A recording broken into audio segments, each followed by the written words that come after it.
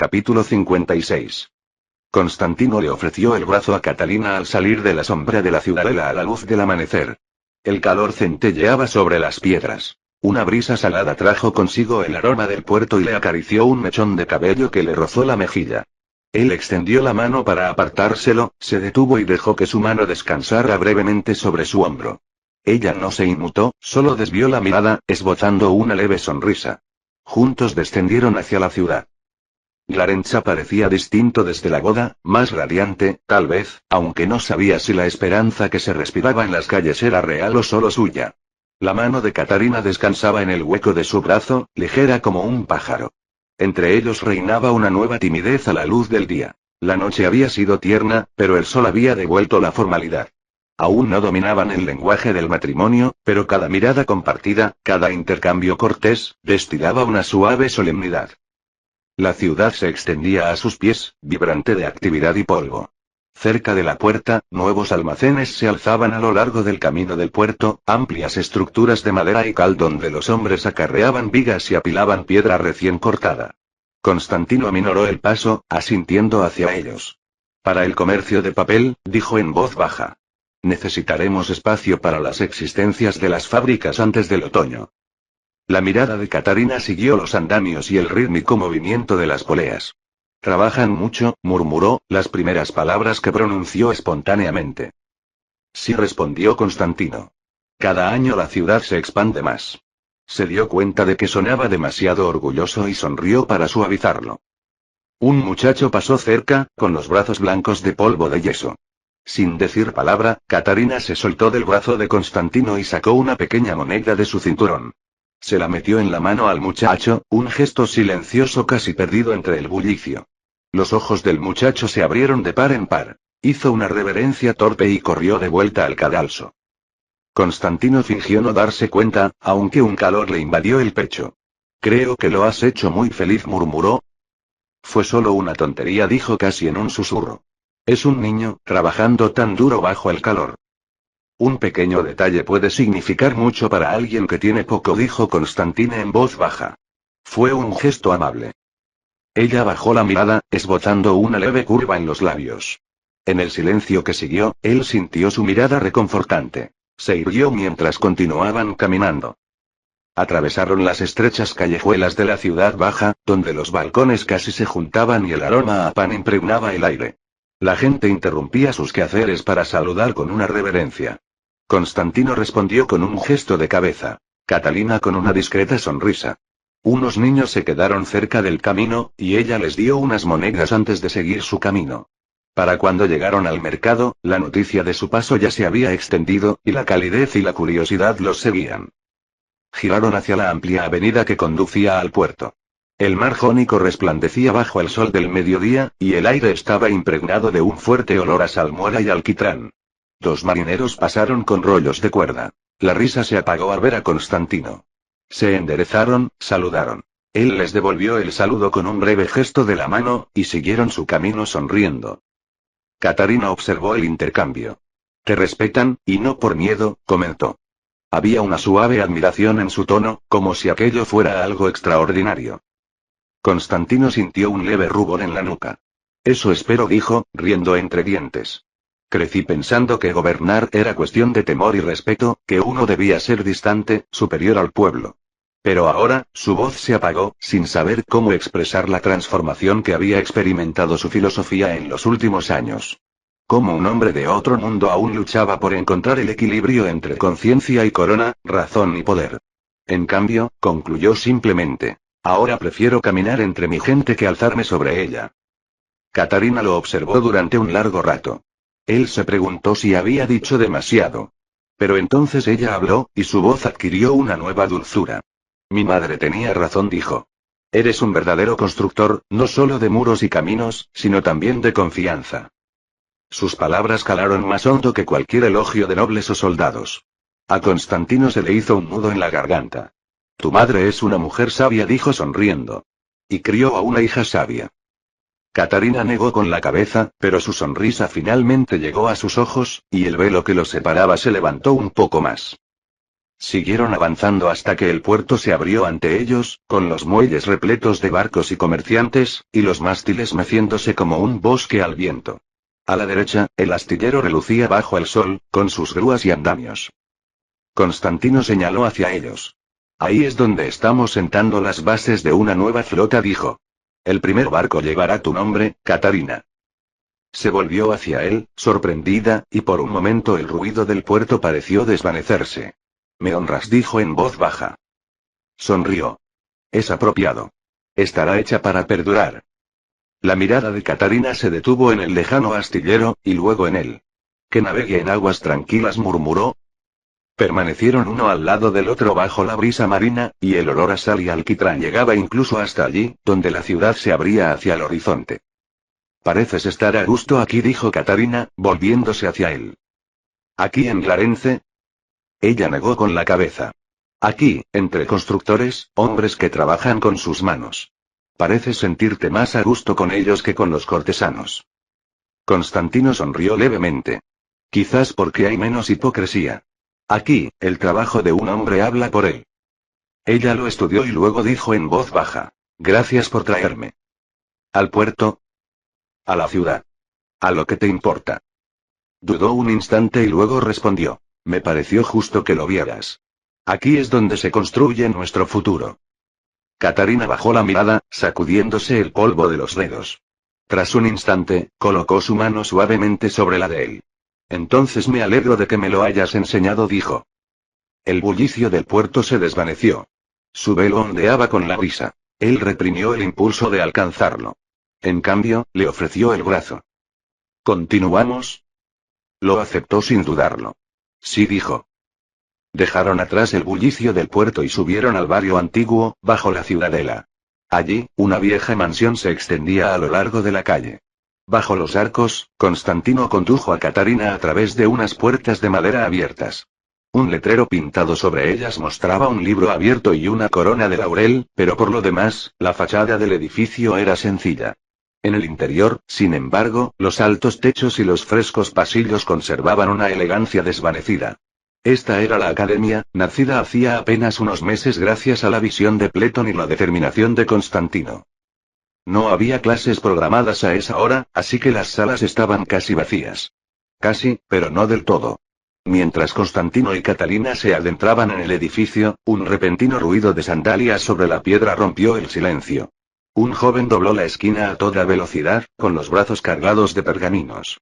Se detuvo en seco, con los ojos muy abiertos, y casi dejó caer el fajo entero. Piedad.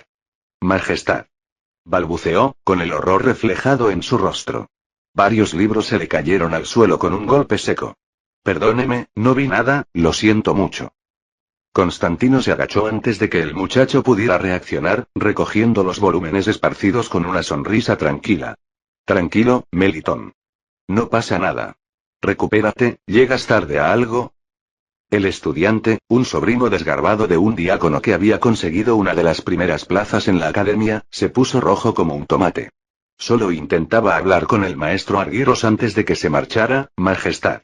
Quería unos libros de los archivos, y perdí la noción del tiempo copiando apuntes, se mordió la lengua, bajando la cabeza avergonzado. Constantino devolvió los libros. Pues vete ya. Con un gesto de disculpa hacia Catarina y un renovado impulso de velocidad, Melitón salió corriendo por el pasillo. Catarina lo vio desaparecer tras otra curva, con una leve sonrisa divertida en el rostro. Es muy entusiasta, comentó. Así es, sonrió Constantino. La mayoría de nuestros alumnos lo son. Entusiastas y aplicados, aunque quizá no siempre organizados. Continuaron su marcha a paso pausado. A través de una puerta abierta, Catarina vislumbró una pequeña aula, un semicírculo de pupitres bajo un mapa del Peloponeso, con sus costas marcadas en negro y rojo. Otra puerta daba a una estrecha biblioteca donde un empleado revisaba pilas de libros. El lugar era modesto, aún sin terminar, pero rebosante de una tranquila actividad. En un patio soleado, un hombre con una túnica oscura se levantó apresuradamente de un banco al entrar. Su barba estaba surcada de canas, y la rapidez de sus movimientos desmentía su edad.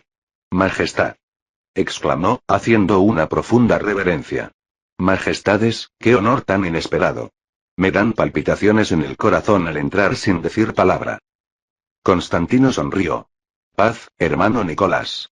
Solo estamos de visita. Nicolaos, director de la academia, se alisó la toga con una risa nerviosa. Bienvenidos de todos modos. Hemos empezado a ordenar los libros y a asignar las aulas. Son pequeñas, pero tienen buena luz, y una buena luz disimula muchas deficiencias. Catarina observó a su alrededor con discreto interés. Estanterías medio llenas de libros cubrían las paredes. El aroma a pergamino se mezclaba con el del yeso calentado por el sol. Nunca había visto tantos libros juntos, dijo. ¿Dónde está el maestro Pletón?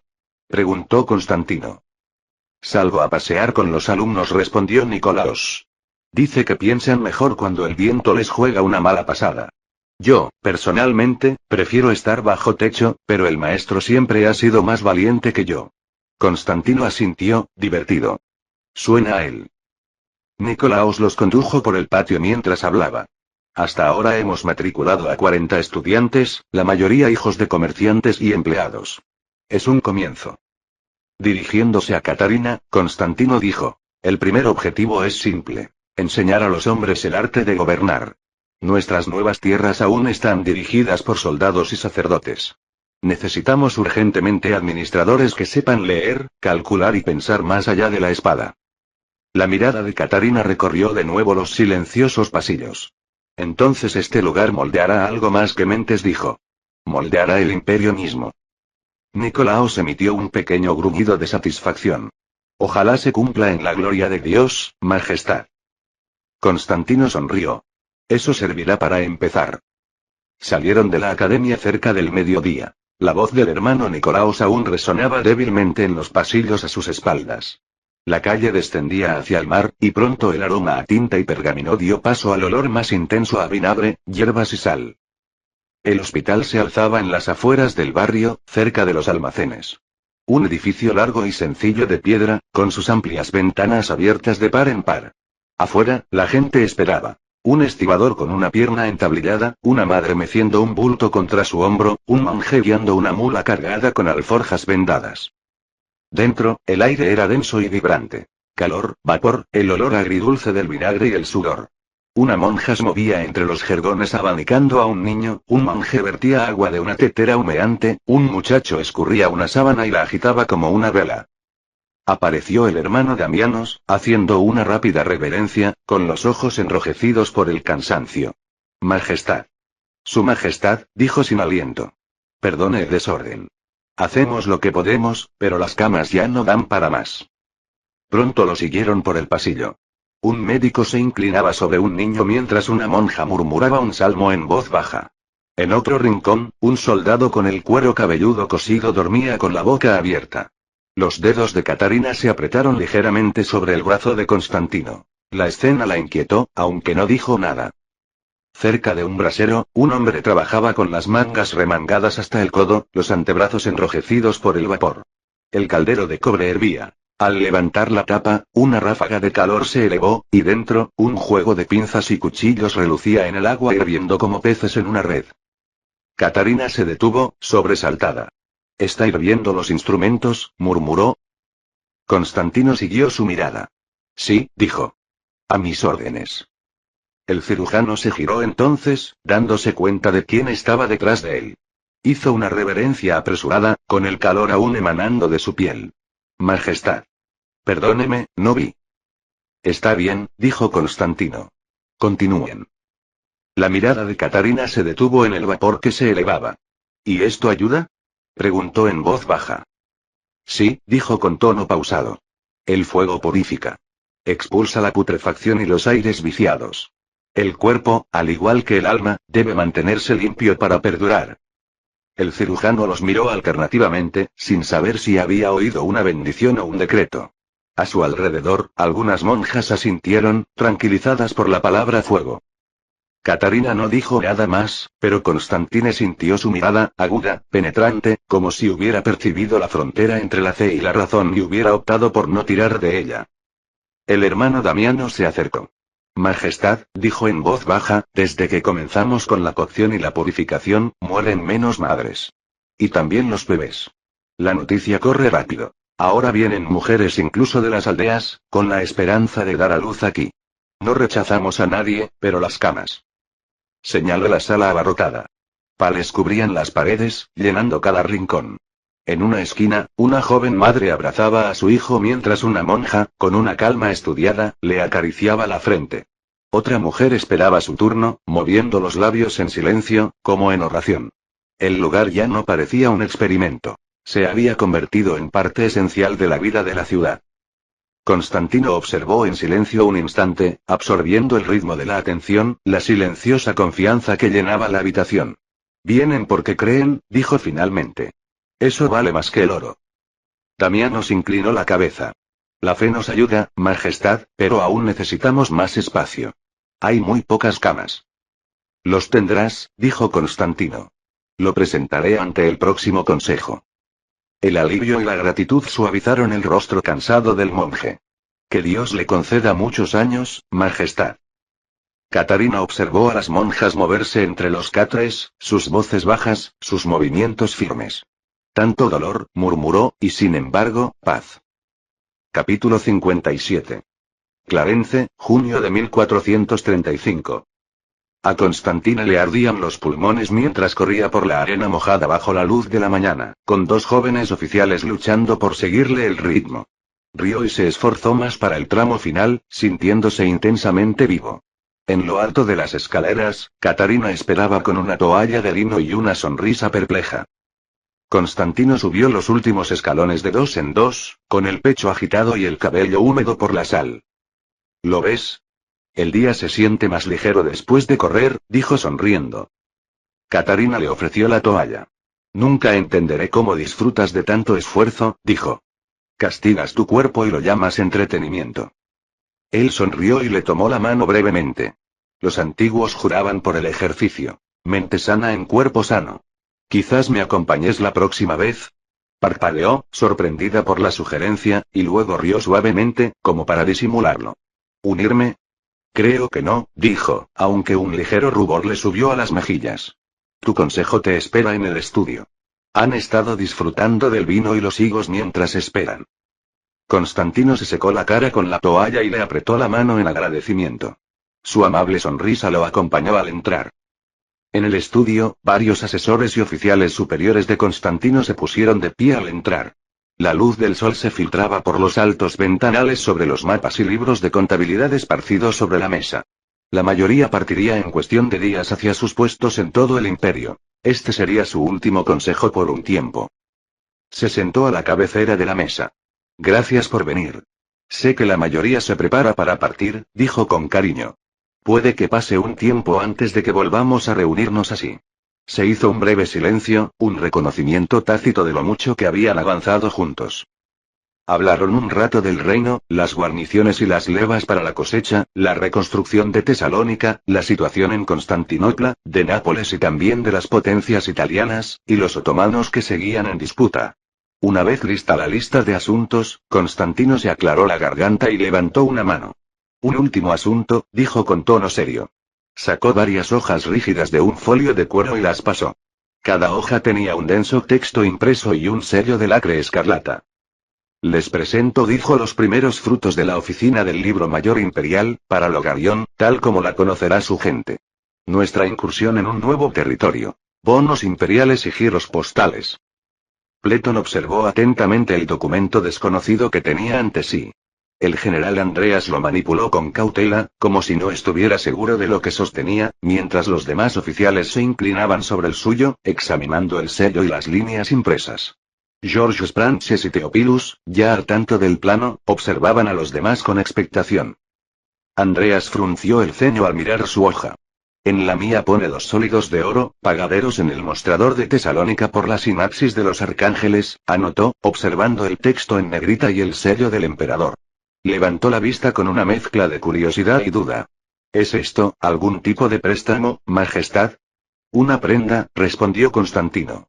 Un bono imperial, respaldado por activos muy reales. El diezmo de plata de nuestras minas de Siderocausia, las ganancias de la editorial Moria y los crecientes ingresos de nuestra producción de papel garantizan su valor. Golpeó el pergamino en la mano de Andreas. Pagas menos ahora. Dentro de un año, te pagaremos el importe completo. La diferencia es tu ganancia.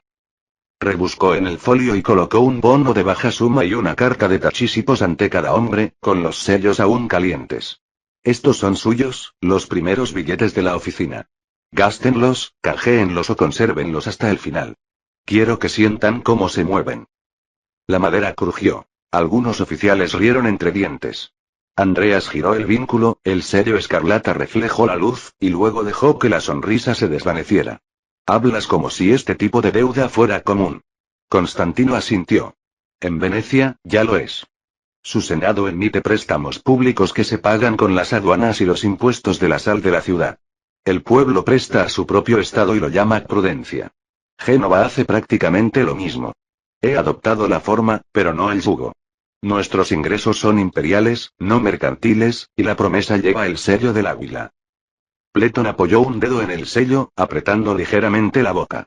Así que esta es la forma de lo que insinuaste, dijo. Precedente, entonces, no fantasía. Ya me entiendes, Majestad.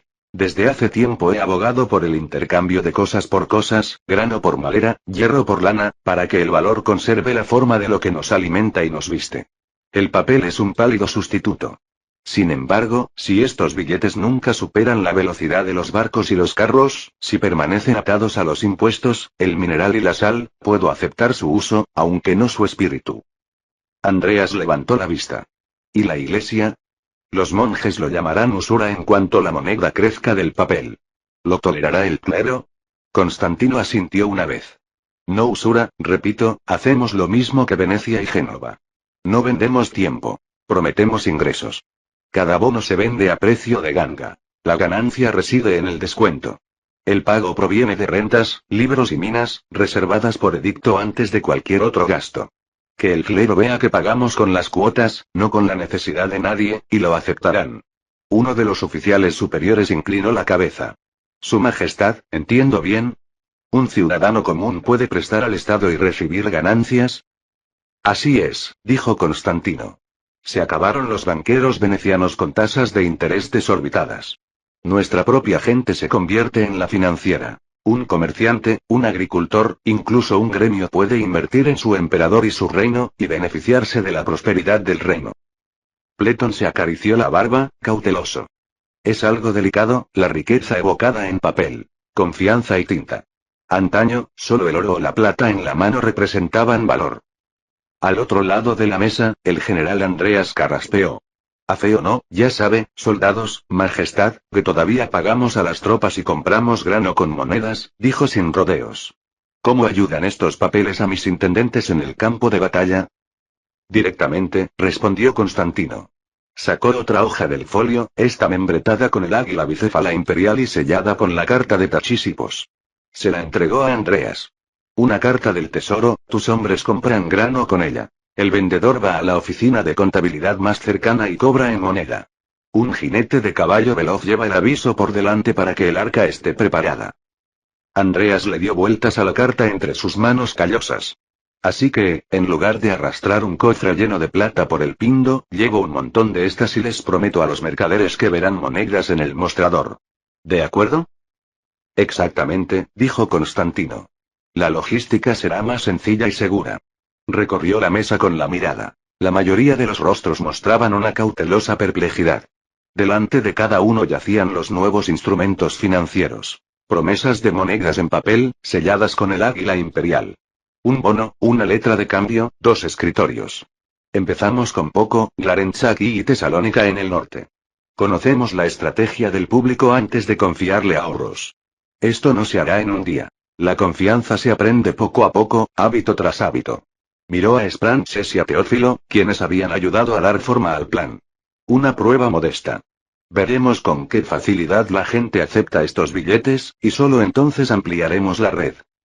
George Spranches se permitió una leve sonrisa. Nada de impuestos nuevos. Con el pecho firme, podríamos reducir un poco el impuesto a los hogares. Ya cambiarán de opinión pronto. Pleton levantó un dedo, con los ojos brillantes. Todo depende de la confianza. Si se cumplen, estas promesas podrían unir a la gente al trono por un interés común. Si se traicionan, dejó el resto en silencio, con la advertencia clara. Constantino sostuvo la mirada del viejo filósofo con solemnidad. Si alguna vez rompiera mi palabra, ningún sello ni ley podría darle valor. Pero no la romperé, dijo en voz baja. Colocó la mano sobre uno de los certificados de bono sobre la mesa. Le pedimos a nuestro pueblo que crea en nosotros. Debemos demostrar que somos dignos de esa confianza. Alrededor de la mesa, los hombres intercambiaron miradas firmes. Lo comprendieron. Este plan uniría a la corona y al pueblo llano de una forma nueva. Si fracasaba, el daño sería tan grave como cualquier batalla perdida. Pero si triunfaba... Constantino exhaló lentamente. Los edictos legales están listos. Desenrolló 3 pergaminos de papel, cada uno con un sello de lacre. La ley del vínculo imperial, la ley del camino y la regla de los sellos. Al atardecer de hoy, serán proclamadas en todo el reino. Tomó una pluma y firmó cada edicto con un floreo. Se fundió cera y se estampó con el águila bicéfala, sellando las nuevas leyes. Al anochecer, los heraldos estarían publicando estos decretos en Clarencha. En cuestión de semanas, los primeros bonos y giros entrarían discretamente en circulación. Bueno, caballeros, dijo Constantino, mirando los rostros de su consejo, rostros en los que confiaba como hermanos. Hecho está. Pletón asintió con un inusual destello de optimismo en los ojos. Ojalá dé los frutos que esperamos. Así será, respondió Constantino con convicción. Cada uno sabe cuál es su parte. George Frances guardó cuidadosamente los pergaminos firmados en un estuche de cuero. Los llevaré al norte mañana a primera hora. Salónica recibirá sus bonos antes de que acabe la semana. Teófilo dio un golpecito a una de las notas del borrador, sonriendo. La prensa está lista para imprimir tantas notas y certificados como sean necesarios. Cada bono se registrará y el registro de cada borrador se enviará por mensajería de inmediato. El general Andreas echó la silla hacia atrás, visiblemente ansioso por volver con sus tropas. Cabalgaré hacia Arta al mediodía. Presentaré esto a los intendentes, pero no esperen vítores. Los veteranos lo llamarán juego de manos hasta que se les dé el pan y la cebada a estos rasos. Constantino se levantó y los demás se pusieron de pie con él. La reunión había terminado. Buen viaje, amigos míos, dijo Constantino en voz baja. Les apretó el antebrazo a cada uno por turno. Jorge, envía un mensaje desde Tesalónica sobre el puerto y las minas. Jorge asintió. Andreas, Arta está en tus manos. Sé que mantendrás Epiro seguro. El general se golpeó el pecho con el puño a modo de saludo. Pletón y Teófilo se quedarían con Constantino en Clarencha, pero los miró a los ojos con gratitud. No hacían falta palabras. En cuestión de una hora, el consejo se dispersó, cada hombre se dirigió a su cargo. Constantino los acompañó hasta el patio de la villa, observando cómo ensillaban los caballos y preparaban los documentos para los próximos viajes. Su corazón se llenó de orgullo y un toque de melancolía al despedirse, apenas 10 días después de su boda, y sus compañeros más cercanos ya se dispersaban al ritmo del deber. Al volverse hacia la columnata, se oyeron unos pasos suaves tras un pilar. Catarina salió de la sombra. El dobladillo de su vestido estaba cubierto de arenilla. Escuché desde el pasillo, dijo sin disculparse. La piedra transmite voces. Les diste papel y pediste que creyeran. Constantino sonrió levemente. Creencia y hábito. Capítulo 58. La luz de finales de julio se cernía sobre la llanura de Dobruja, demasiado brillante para una tierra que aún olía a sangre. Iskander se secó el sudor de los ojos mientras él y sus rebeldes marchaban hacia la polvorienta calle principal de la aldea recién liberada.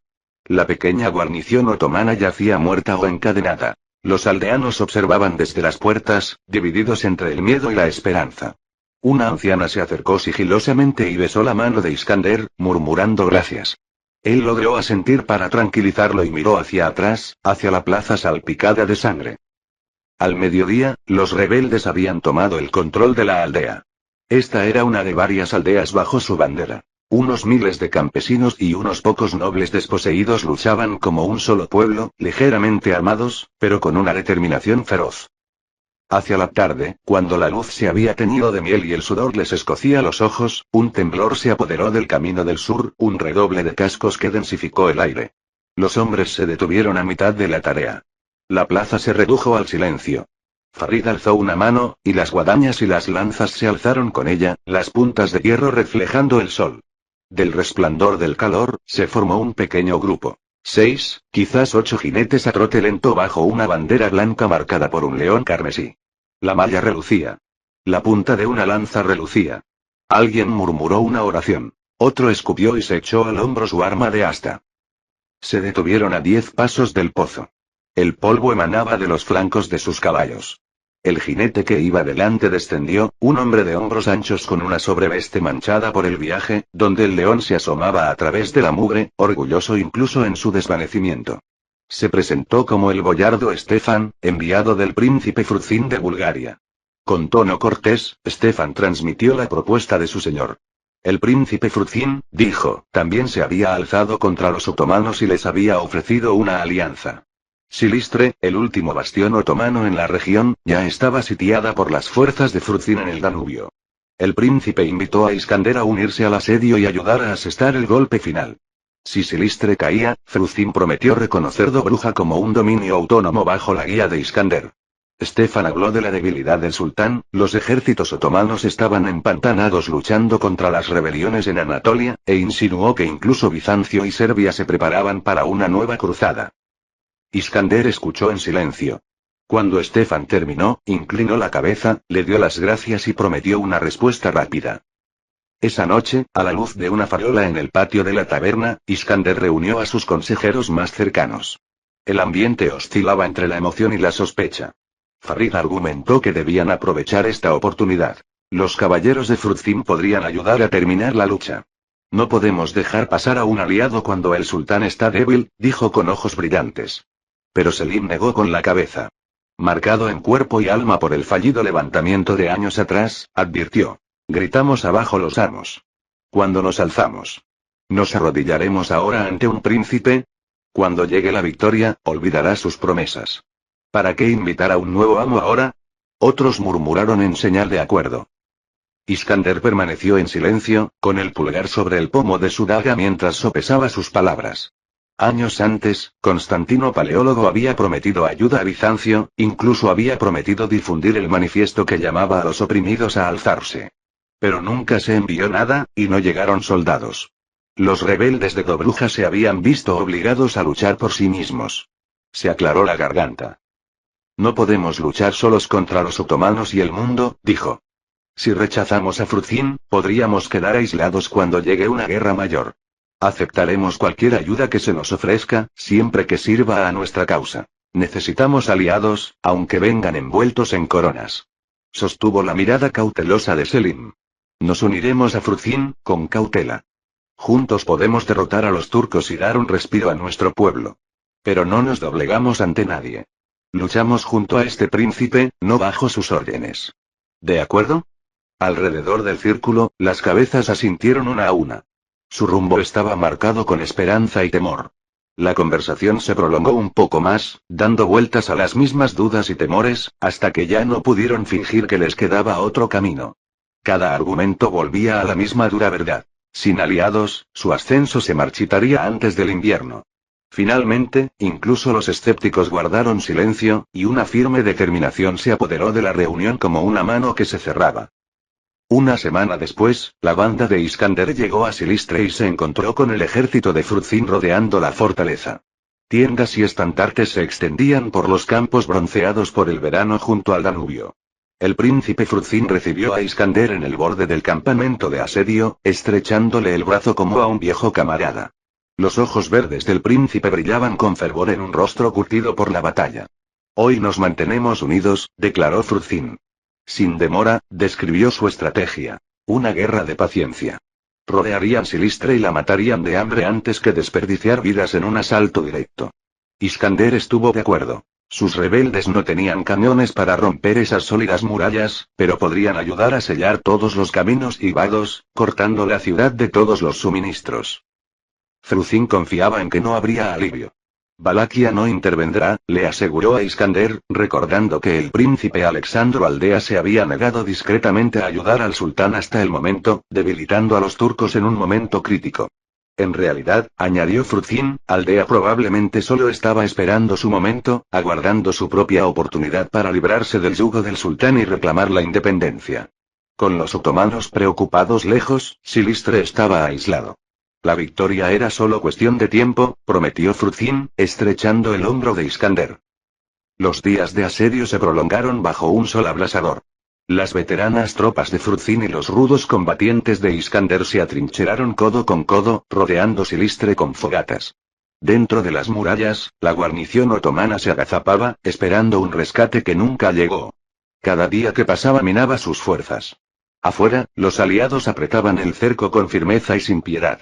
Sin embargo, Iskander no podía relajarse del todo. De noche, recorría el perímetro, oyendo murmullos en lenguas desconocidas. Algunos caballeros de Fruzin desconfiaban claramente de los rebeldes dobrujanos, especialmente de los musulmanes. En una ocasión, Iskander escuchó una conversación en voz baja. Un noble búlgaro de rostro afilado murmuraba que su discurso igualitario sobre un solo pueblo era una chispa peligrosa que debía ser sofocada una vez que los turcos se hubieran ido. Un mercenario húngaro escupió al suelo ante la idea de luchar junto a infieles. Fruzin suavizaba esas tensiones cada vez que surgían, e Iskander se obligaba a ignorar los desaires. Aún así, una punzada de inquietud se alojó en su corazón. Tras 2 semanas de asedio, el fin de Silistre llegó en silencio. Una tarde sofocante, una sábana blanca ondeaba sobre las almenas de la fortaleza. Los otomanos se rendían. Se les había agotado la comida, se les había esfumado la esperanza. Con cautela, el ejército de Fruzin entró en la ciudad y tomó el control. Los soldados otomanos restantes, demacrados y con la mirada hundida, depusieron las armas y se les permitió partir bajo vigilancia. En la plaza central, al atardecer, Fruzin estrechó la mano de Iskander y la alzó en alto ante la multitud que lo vitoreaba. Una victoria compartida es doblemente victoriosa, proclamó el príncipe. Los exhaustos combatientes de ambos bandos aplaudieron y se abrazaron. Por primera vez, el estandarte del león rojo de Fruzin ondeó junto a una bandera deshilachada que portaban los hombres de Iskander, símbolo de su unidad. Iskander sonrió y alzó el puño junto con los demás. Cuando los vítores estallaron, dejó caer el brazo. Esa noche, una breve celebración unió a los vencedores en la ciudadela de Silistre. Se sirvió vino y resonaron oraciones de agradecimiento. Entre brindis y abrazos, Iskander observaba. Un grupo de caballeros de Fruzin hablaba en voz baja en un rincón, mirando hacia las mesas dobrujanas. Cuando el fraile dio su bendición, nombró santos y príncipes y se marchó sin mirarlos. Iskander se excusó temprano. En plena noche, con las tabernas y campamentos de Silistre finalmente en silencio, Iskander yacía inquieto en una pequeña posada donde se había alojado parte de su gente. El aire era sofocante y estaba cargado con el sudor y el humo del día. Estaba a punto de caer dormido cuando una figura entró sigilosamente en la habitación y le tocó el brazo. Era Yusuf, uno de sus exploradores, y a la tenue luz de la luna, Iskander vio el terror en el rostro del joven. «Maestro, despierta ahora», susurró Yusuf. Iskander se puso alerta al instante. A su alrededor, decenas de rebeldes dormían exhaustos. El susurro de Yusuf tembló. «Escuché algo, en el campamento búlgaro. 2 caballeros de Fruzin. Vienen a matarnos antes del amanecer». Por un instante, Iskander se preguntó si seguía soñando. Entonces comprendió el significado. No era una pesadilla, sino la traición que casi había esperado. ¿Matarnos?, preguntó en voz baja, poniendo a prueba la verdad que ya sospechaba. Dijeron que éramos herejes, respondió Yusuf con voz temblorosa. Que nuestras creencias incitan a los campesinos. Quieren que nos vayamos esta noche, mientras dormimos. No tenemos mucho tiempo.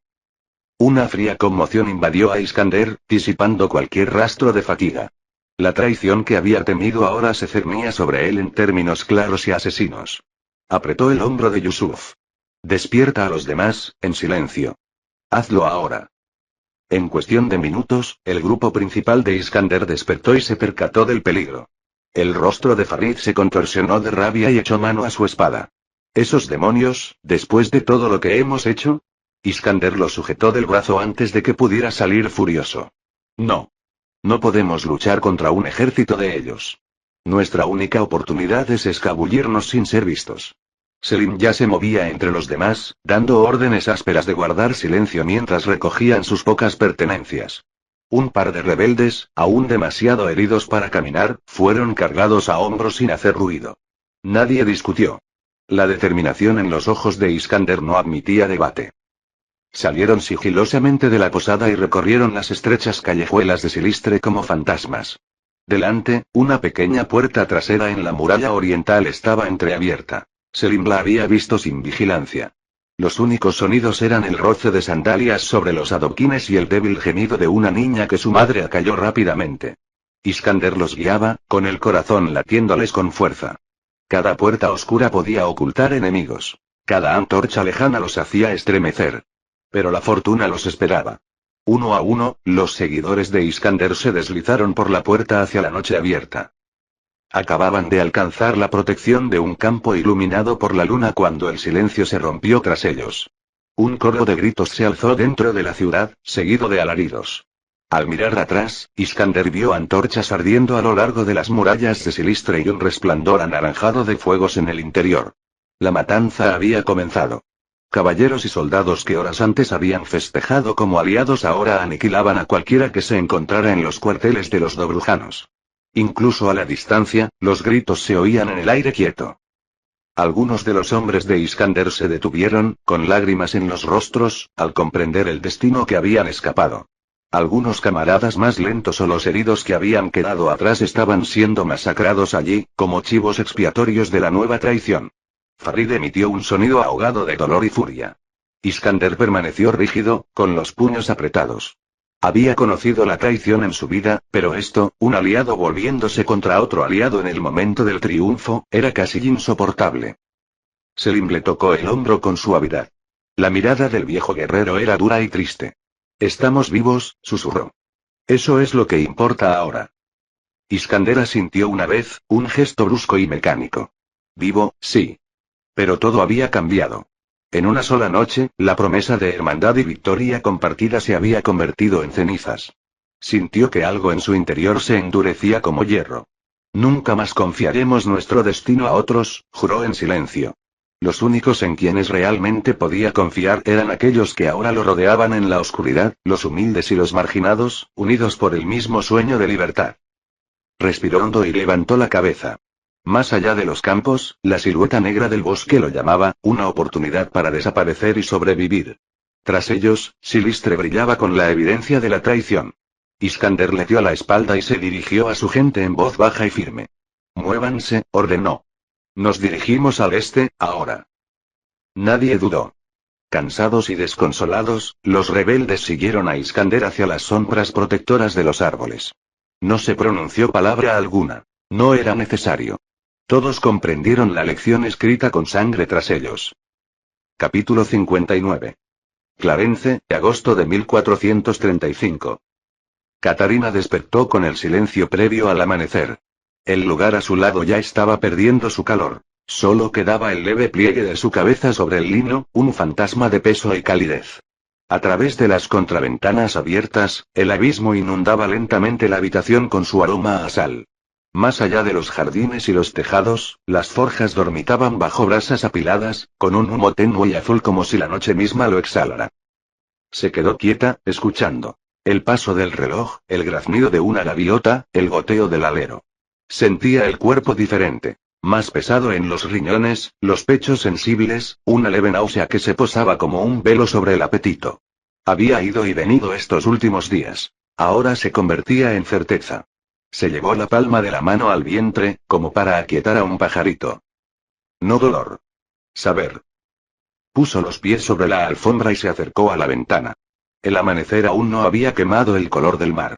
Yacía como vino aguado, ligeramente enervado por una brisa que aún llegaba de la costa. Recordó la voz de su madre una vez, en la penumbra de Smederevo, cantando un salmo para aliviar su miedo. Él sana a los quebrantados de corazón y venda sus heridas. Volvió a apretarse la mano, apenas respirando. «Madre mía», susurró, sintiéndose tonta, pero se tranquilizó. Se giró y vio sus cosas como si fuera la primera vez. El cinturón en la silla, una prenda con el puño manchado de humo donde se había inclinado sobre un plano, la lámpara aún débil por la llama de la noche anterior.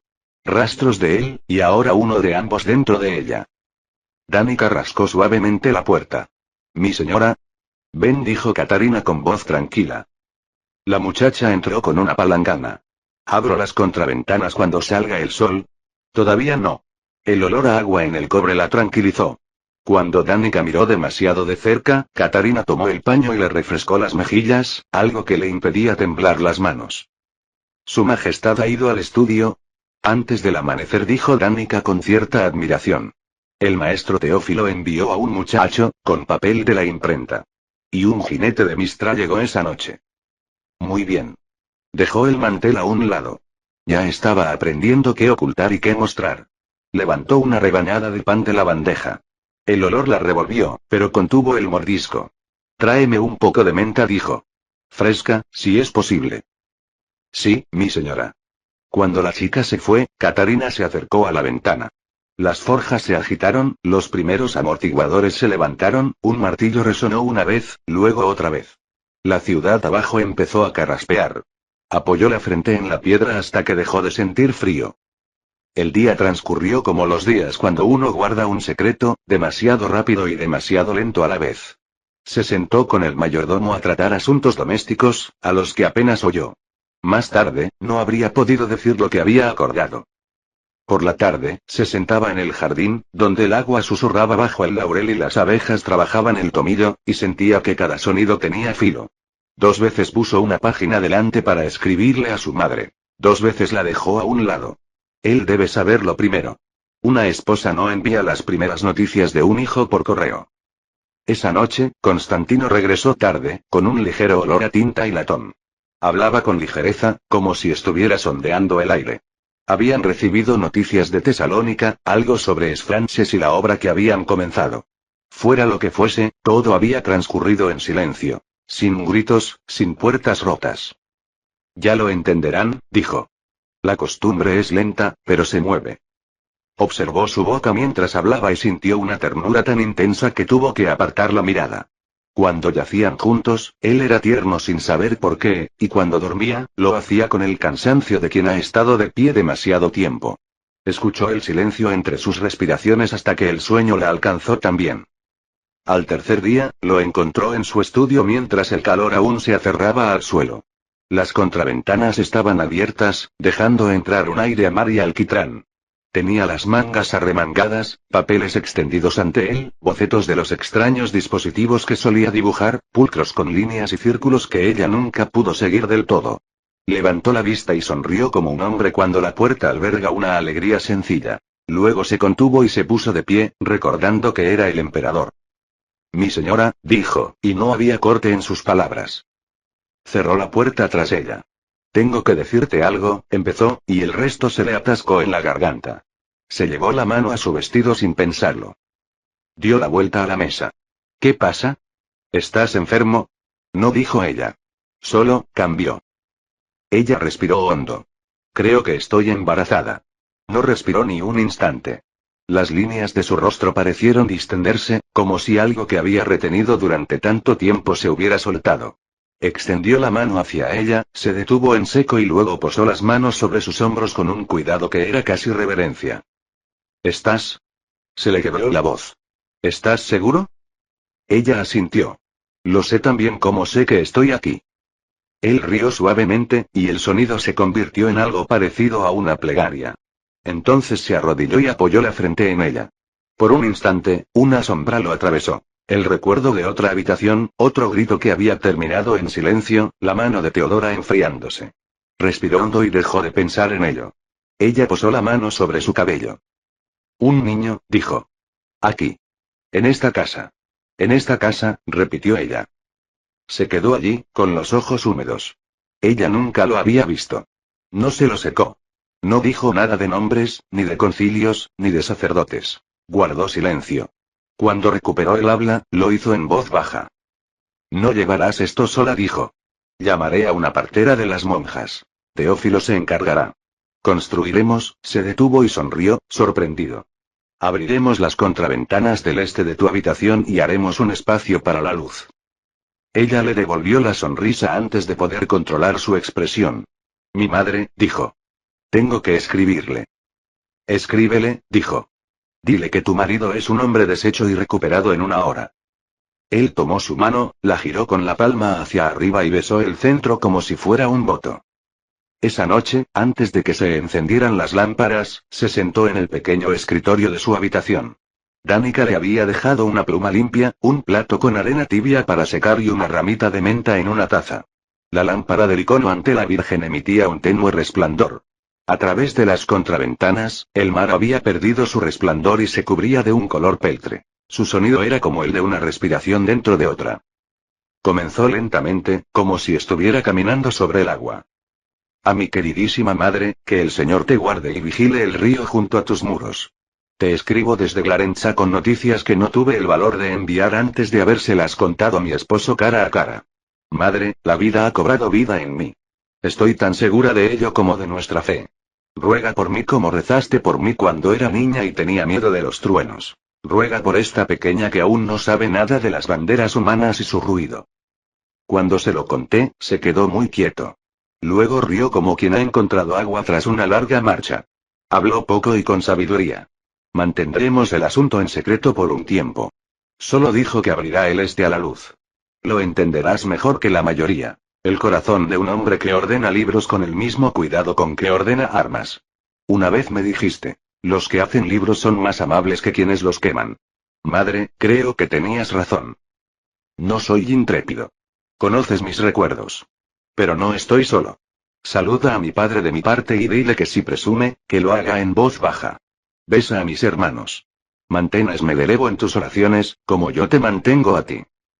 Tu hija que te debe todo, Catalina dejó que la arena absorbiera la humedad de las líneas, luego inclinó la página y observó cómo se deslizaban los granos, diminutas piedras brillantes deslizándose del negro. Selló la carta con su anillo. La cera, un pequeño charco rojo, recogió su marca limpiamente.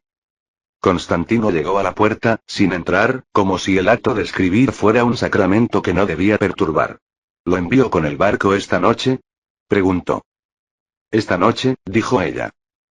Cruzó la habitación y le puso una mano en el hombro, con un peso suave y seguro. Se quedaron un rato, contemplando el abismo. Las campanas de completas sonaron desde la iglesia inferior, subiendo la colina y deslizándose por las contraventanas. Abajo, un martillo golpeó 2 veces y se quedó en silencio. Se tocó el vientre sin pensar. Él no la miró, pero ella sintió que lo notaba y se alegraba. Duerme, dijo. En un momento, dijo. Mientras él se quedaba dormido, ella se arrodilló ante el icono e hizo la señal de la cruz. Frente, pecho, hombro derecho, izquierdo. Santa Madre, dijo, y sonrió ante la locura de decirle a la Madre de Dios lo que ya sabía. Guárdanos. Se levantó y abrió la contraventana que daba al este. Entró el viento nocturno, suave con la sal y el higo, y el hierro frío de las herramientas preparadas para el día.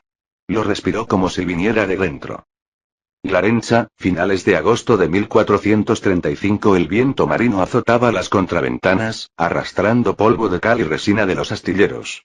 Dentro, el aire era más fresco, cargado de pergamino y tinta. Teófilo Dragas estaba de pie junto a la larga mesa, con un libro de contabilidad abierto ante él y los dedos ligeramente manchados de grafito. Frente a él, el emperador Constantino se inclinaba hacia la luz de la mañana. El comercio de libros se mantiene estable, dijo Teófilo con tono mesurado. Las ventas de los salterios y las Biblias se mantienen constantes.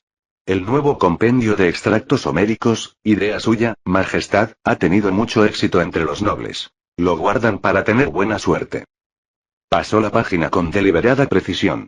Las ventas de papel y tinta siguen aumentando gracias a los pedidos de los comerciantes de Venecia y Florencia. Hemos empezado a exportar tinta hasta Francia, en lotes pequeños, pero rentables. Sin embargo, hay costes. Señaló una columna de números. El buque insignia, en construcción en el dique seco occidental, solo su quilla ha drenado suficiente plata como para techar 2 veces un monasterio.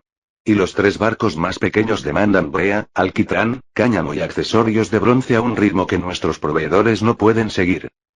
La mirada de Constantino recorrió las figuras, con los labios apretados en un gesto de leve diversión. Querrías hacerme creer que estamos en la miseria.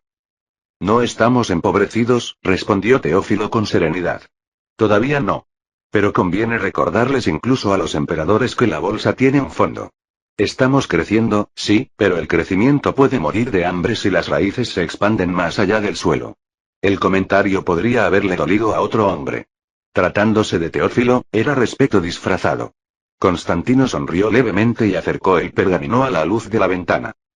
¿Has mantenido el presupuesto estable, Teófilo? Veo la disciplina aquí.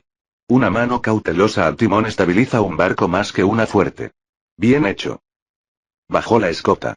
Pero necesitaremos el barco mismo, no solo el timón. Si queremos dominar el mar, el imperio debe construir para ello. Sin el mar, cada campaña comienza ya medio perdida. Teófilo inclinó la cabeza. La cautela es una virtud más barata que la audacia, majestad, pero a menudo rinde más frutos. Una risita ahogada se elevó desde el rincón más alejado. Pletón, envuelto en su sencillo manto de lana a pesar del calor, levantó la vista desde donde estaba sentado junto al arcón de mapas. Así que los filósofos y los contables están de acuerdo, por una vez, dijo. Un milagro. Constantino se volvió hacia él, divertido. ¿Y qué hay de los relatos de los filósofos, maestro Pletón? Parece que sus columnas están menos ordenadas que las nuestras. El anciano sabio dejó a un lado la carta que sostenía, con movimientos pausados. La luz de las contraventanas abiertas iluminó el borde níveo de su barba y la oscura intensidad de sus ojos. En efecto, mis libros de contabilidad son de otra clase, dijo. He recibido despachos de Besarión, recién llegados de Roma. Y de Nápoles. Hizo una pausa y su voz bajó a un tono grave. El rey Alfonso de Aragón ha sido derrotado y capturado en el mar, en Ponza. Teófilo levantó la vista bruscamente. ¿Apresado? ¿Al mismísimo rey? Capturado con casi toda su flota, dijo Pletón. Los genoveses triunfaron.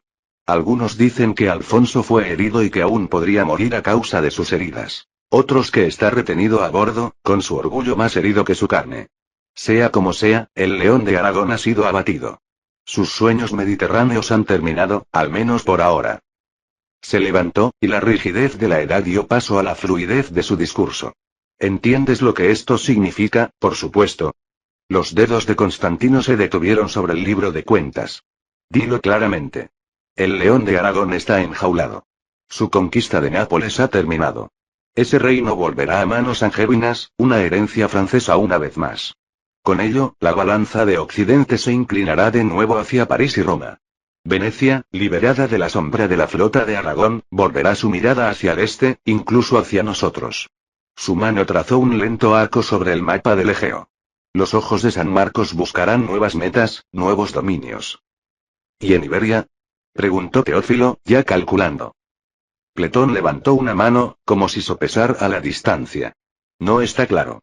La caída de Alfonso deja cabos sueltos. Su hermano toma Aragón y Navarra, pero los señores de allí tienen una larga memoria. Cataluña vuelve a murmurar, aunque nadie sabe si se alza o solo echa humo. Se giró hacia Constantino, la luz iluminó su rostro. Majestad, pase lo que pase, debilitará el orden occidental. Sus príncipes se encierran en sí mismos. El papado predicará la concordia y será ignorado. Francia adoptará una postura, Hungría permanece sumida en el caos. Ninguno de ellos mirará hacia el este ni hablará de una nueva cruzada por un tiempo. Constantino escuchó en silencio. Finalmente, dijo. El vacío que deja Alfonso no durará mucho. Nápoles atraerá a los italianos como la carroña a los cuervos. Mientras ellos se pelean y los turcos libran sus propias guerras, nosotros construimos. Teófilo asintió. Entonces usaremos ese silencio. La flota, los astilleros, las rutas del grano, todo lo que perdure. Los ojos de Pletón captaron la luz. Hablas de muros y aguas. Yo hablo de lo que perdura tras ellos. Los imperios construidos sobre el apetito siempre se vuelven hacia adentro. El alcance se convierte en ruina. La caída de Alfonso es solo otra vuelta de tuerca. Llámalo providencia o la naturaleza de las cosas, es lo mismo. Occidente se consume por sí mismo. No puede contener lo que se le exige. Por un breve instante, permanecieron en silencio, interrumpido solo por el silbido del viento a través de las contraventanas. La mirada de Constantino se desvió hacia el puerto, donde el casco inacabado del gran navío se alzaba como una oscura columna vertebral contra los andamios. Luego se volvió, con expresión más relajada. Hay más que debo contarte, dijo, con voz más baja, casi reverente. Pletón lo observó. Tienes el aspecto de un hombre que trae noticias más importantes que las de los reyes. Constantino sonrió. La luz en sus ojos lo delató antes de decir. Catarina está embarazada. Teófilo parpadeó y luego esbozó una extraña sonrisa. ¿Por todos los santos, en serio? En serio, dijo Constantino, y la palabra lo tranquilizó. Pocos más allá de estos muros lo saben. Preferiría que mis amigos de confianza lo oyeran primero. Pleton exhaló suavemente, mitad risa, mitad oración. Por fin. Una semilla para el árbol. El imperio ha esperado mucho tiempo por estas noticias. Teófilo inclinó la cabeza. Que Dios le conceda fuerza, y al niño sabiduría y años. ¿Sabes cuánto necesitamos un heredero? Lo sé, dijo Constantino. No me ha abandonado ese pensamiento desde que me lo contó. Pleton se acercó, su barba reflejando la luz. No pienses solo en la herencia. Este niño no es solo sangre continua, es el mundo atreviéndose a comenzar de nuevo. Construyes barcos, imprimes libros. Ahora la vida misma se construye dentro de tu casa. Capítulo 60. Glarenza, finales de septiembre de 1435. En el muelle de Glarenza, Constantino observó cómo la galera de guerra se adentraba, con los remos al compás. El puerto estaba repleto de mástiles, pero este barco atraía todas las miradas. El San Marco, bajo la serpiente de Esforza y las llaves del Papa. El viento salado azotaba la capa de Constantino y traía alquitrán, carbón y hedor a horno. Donde antes las hogueras de pesca punzaban la orilla, las nuevas chimeneas tiñeban los muelles de neblina. Bienvenido a Glarenza, Messer Francesco, gritó Constantino al encajar la plataforma de abordaje. Fue a recibirlo, con el sonido de sus botas sobre las tablas mojadas. Esforza descendió ligero, con la punta de los pies bronceada y atento. Sobre un jubón oscuro, llevaba una capa corta con las llaves cruzadas, visible el favor de la iglesia. Constantino inclinó la cabeza. ¿O debo decir el capitán de la iglesia en Nápoles? Roma ejerce mano dura sobre sus amigos. Esforza hizo una reverencia. Majestad, los títulos son cosa del pasado. Nápoles necesitaba mano firme después de aquella travesura aragonesa, y yo tenía una libre. Su voz era tranquila, pero Constantino percibió el tono subyacente, el orgullo cauteloso de su nombramiento. La mirada de Esforza se desvió por encima del hombro de Constantino, contemplando los muelles. Los hombres arrastraban fardos de papel de trapo y barriles de brea enrollados, mientras dos aprendices pasaban apresuradamente con un barril de clavos entre ellos. Constantino señaló con la barbilla hacia el otro extremo del puerto, donde grúas y andamios se apiñaban en las cuadernas de un gran navío. La vasta curva del casco ya era plana, erizada de vigas y llena de hombres. ¿Ves nuestro último proyecto? Esforza siguió su mirada. En lo alto del andamio, la rueda de una polea crujió mientras los hombres izaban una viga recién cortada, la futura columna vertebral del barco. Es difícil no verla, murmuró Escieza. Será una reina de los mares, por el aspecto de esos huesos. Hoy en día se construye a lo grande, emperador. Y luchas con fuerza, respondió Constantino con calidez. Se corre la voz incluso aquí. Supimos que expulsaste a los hombres de Visconti de Ancona. Las marcas están en deuda contigo. Esforza inclinó la cabeza modestamente. Filippo Visconti no se rendirá fácilmente, pero le hicimos sangrar la nariz. La próxima vez, quizás se la rompamos. Al salir del muelle, dijo. Los nuevos cañones de Roma ayudaron, son buenas piezas, aunque nada que ver con vuestros dracos y pirbelos. Aspiró aire. Sal y humo de fija. Vuestras forjas están ocupadas. Constantino correspondió a su mirada con una leve sonrisa. Nuestras forjas guardan las horas que prescribe la iglesia. Aquí, la devoción se practica en el yunque, Francesco. La expresión de Esforza se transformó en diversión, reconocimiento, quizás un toque de envidia. Con tus forjas tan ocupadas, ¿por fin me venderás pirbelos? Desde el examilión murmuró, en voz tan baja que solo Constantino lo oyó, he soñado con tener cientos de estas bellezas a mi lado. Constantino cruzó las manos tras la espalda, sintiendo la tensión de la petición tácita instalarse entre sus omóplatos. Esforza había sangrado a su lado en las almenas del examilión. Se había ganado el respeto, y aún así, la confianza era una moneda que Constantino gastaba con moderación. Ven, dijo Constantino, señalando hacia el camino del castillo donde esperaban los caballos. Esta noche, intercambiemos historias de guerra con vino. Las armas pueden esperar a la mañana.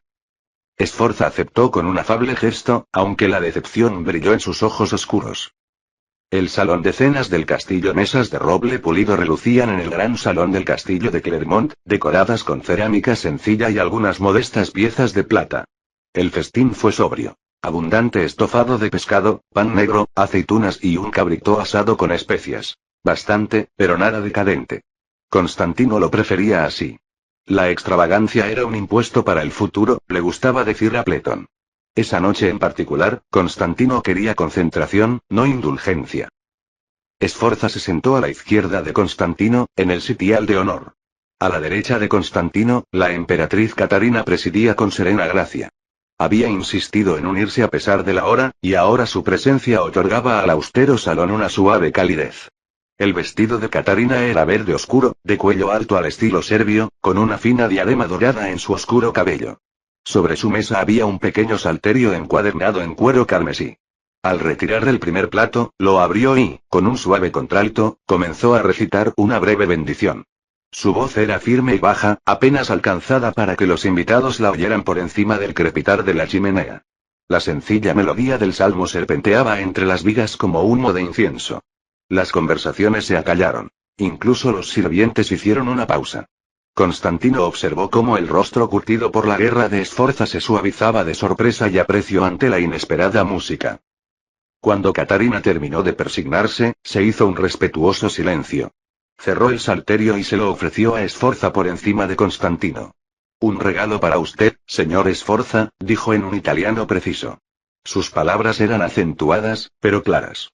Una de las primeras copias, salmos en latín y griego, uno junto al otro. Esforza tomó el delgado volumen como si fuera de cristal. Inclinó la cabeza. Su Majestad me honra. Lo guardaré como un tesoro. Al abrir la tapa, una ramita de menta seca se deslizó entre las páginas. Catarina sonrió con cierta timidez. Prensé un poco de menta de nuestro jardín, explicó. Para un aroma fresco. En la corte de mi padre, metíamos hierbas en nuestros libros de oración. Constantino vio un ligero rubor en sus mejillas. No supo si por el calor del fuego o por el coraje que le tomó hablar.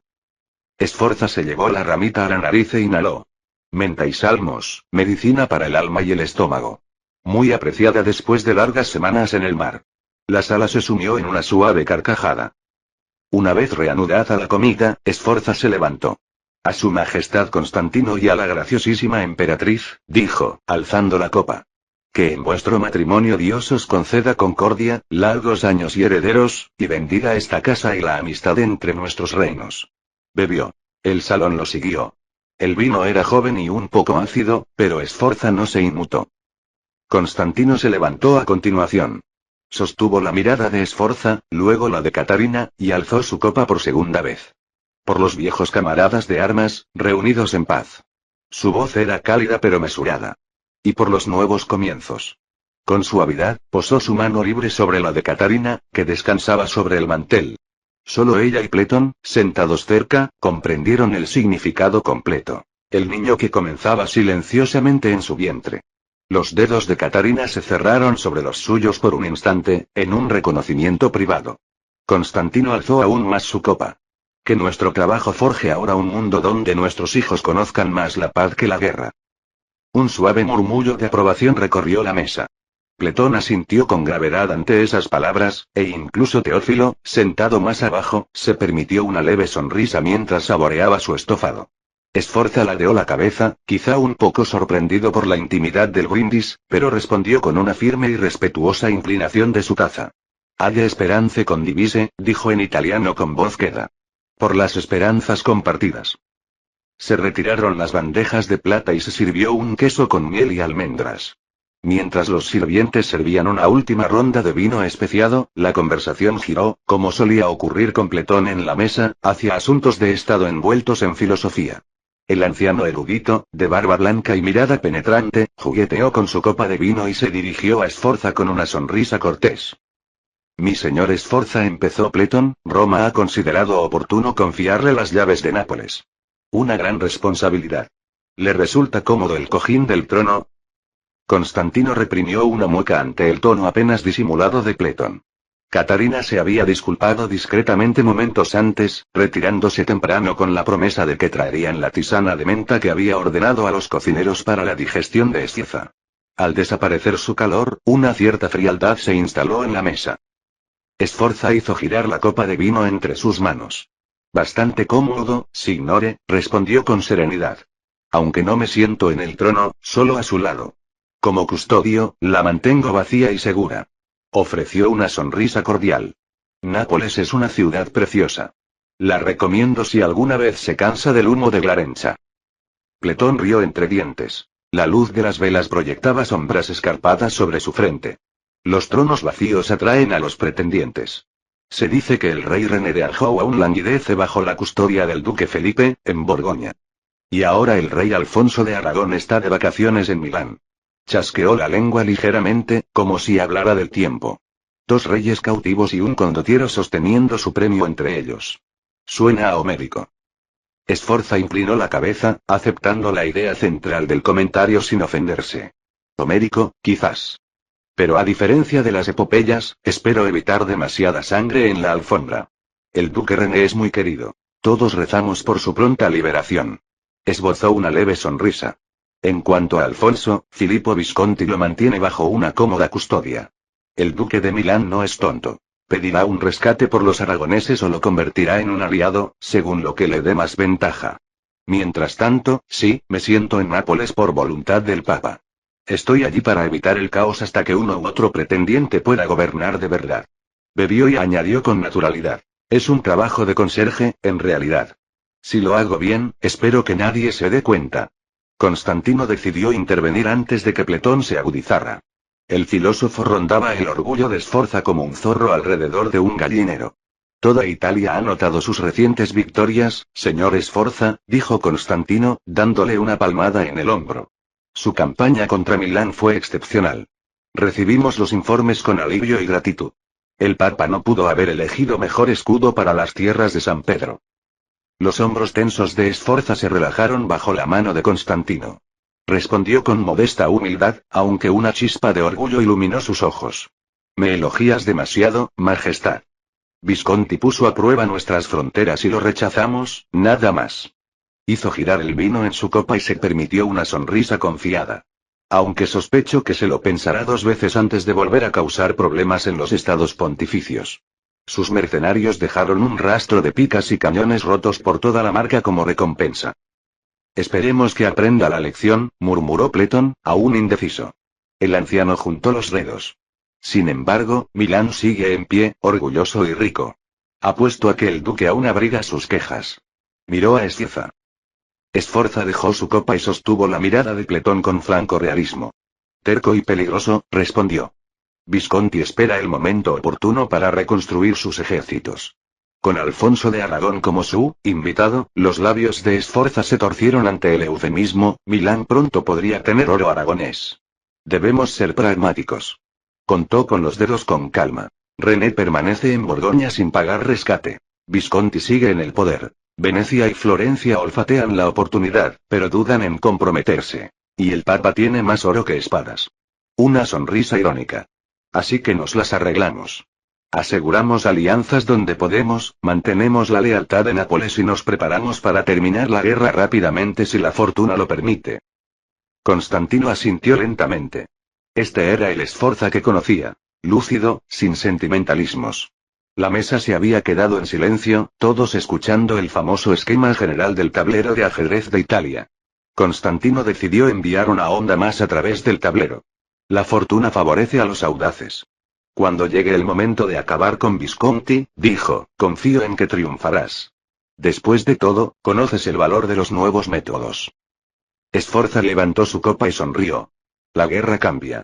El examilión me lo enseñó. Un sirviente regresó con una pequeña bandeja de té de menta, cortesía de Catarina, y Sforza aceptó la taza con gratitud, observando la consideración de la emperatriz. A través de los altos ventanales, el viento traía el lejano sonido de las olas. Las tormentas otoñales se avecinaban en el horizonte. Al abrigo de la luz de la lámpara, hablaron de poesía y tácticas, pero Constantino presentía que se avecinaban tempestades aún mayores, tormentas que exigirían duros acuerdos antes del amanecer. El estudio de Constantino, estantes con escrituras, leyes y manuales cubrían las paredes. Un gran mapa pintado de los Balcanes colgaba enfrente. Sforza se encontraba frente a él, con una mano en la cadera y la otra sosteniendo su copa de vino, estudiando la disposición de las costas y las fronteras como si estuviera evaluando un campo de batalla. Constantino lo observaba. La ceremonia se había desvanecido. El jubón de Sforza abierto en el cuello. Constantino con una túnica oscura, su sello imperial como único oro.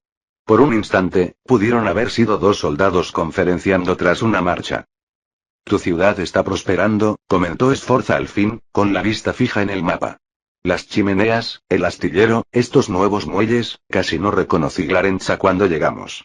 Hace 3 años, estaba medio dormida. Ahora zumba como una vieja.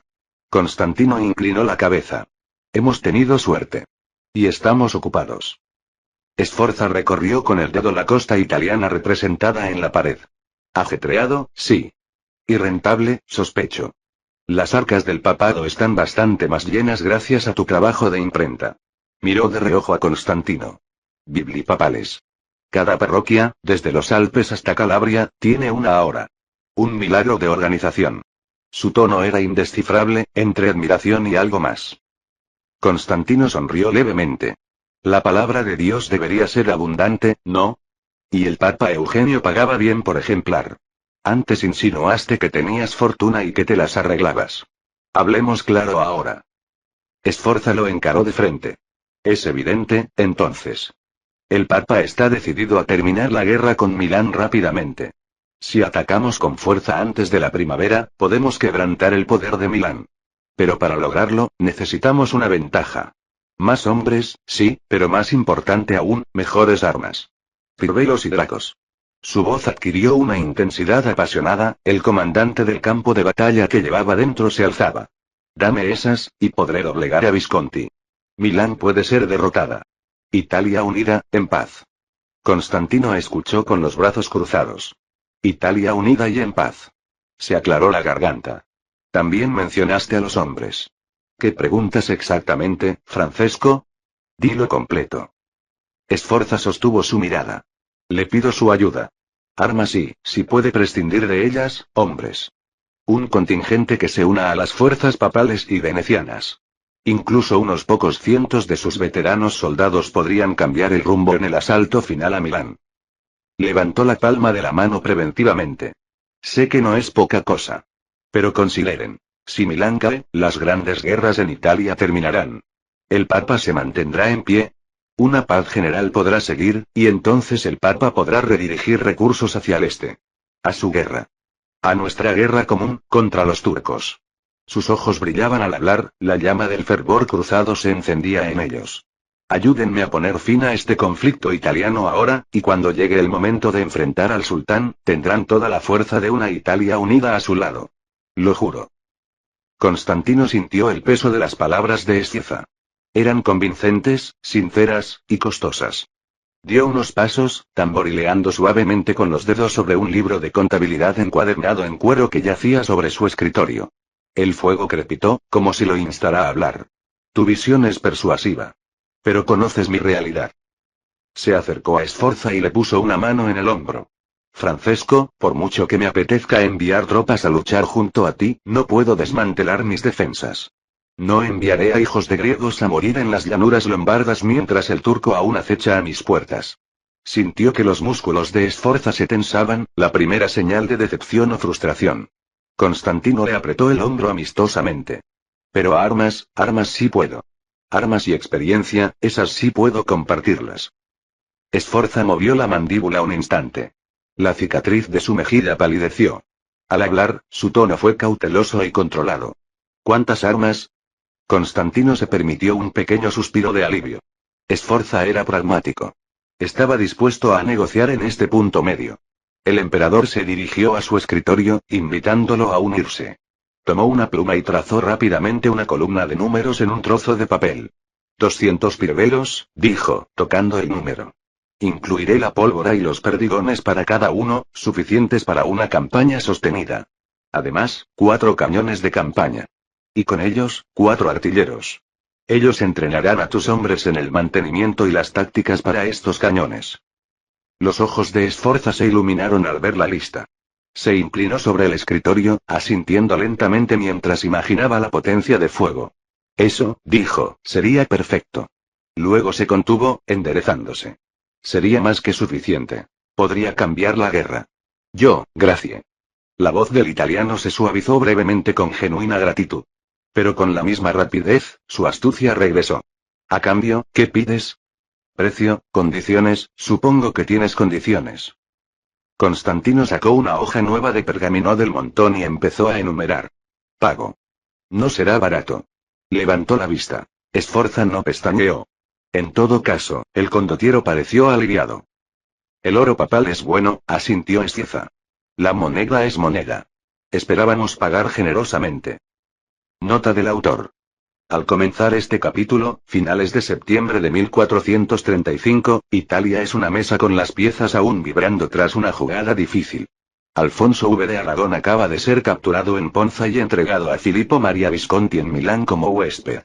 Por el momento, Visconti sostiene a un rey aragonés como una moneda que aún no ha gastado. A René de Anjou no le va mucho mejor. Permanece prácticamente bajo la tutela de Felipe el Bueno. En NTL, Isabel, su vigorosa esposa, navega hacia el sur en octubre para mantener viva su reivindicación napolitana con su persona y su testamento. Aquí, la línea temporal se bifurca. En la nuestra, la influencia de Roma es más fuerte. Las biblipapales han llenado las parroquias y, aún más importante, las arcas papales. Además, la cruzada de 1434 ha bruñido la tiara. Con dinero y prestigio en una sola bolsa, Eugenio puede contratar, alimentar y mantener un ejército sin depender de los habituales mecenas volubles. Por eso, Sforza, sensato y habitualmente independiente en NTL, ahora está más cerca de la curia. Es la mano derecha del Papa, no solo la que ocasionalmente se le alquila. Custodio de Nápoles es el cargo que inventé para que esa influencia fuera legible. Una silla de conserje junto a un trono vacío. Mientras René se encuentra en una botella de Borgoña y Alfonso se sienta bajo la mirada de Milán, Roma coloca a Sforza en Nápoles para mantener la ciudad en calma, sin saqueos, sin facciones, sin un pretendiente repentino que alce su estandarte en la noche.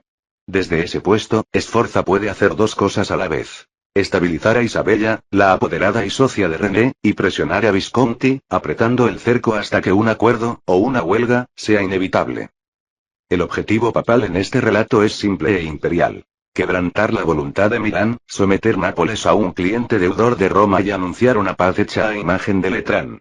Solo entonces, con Italia tranquila y los ingresos asegurados, el Papa promete dirigir las fuerzas de Occidente hacia el este, hacia la guerra de Constantino.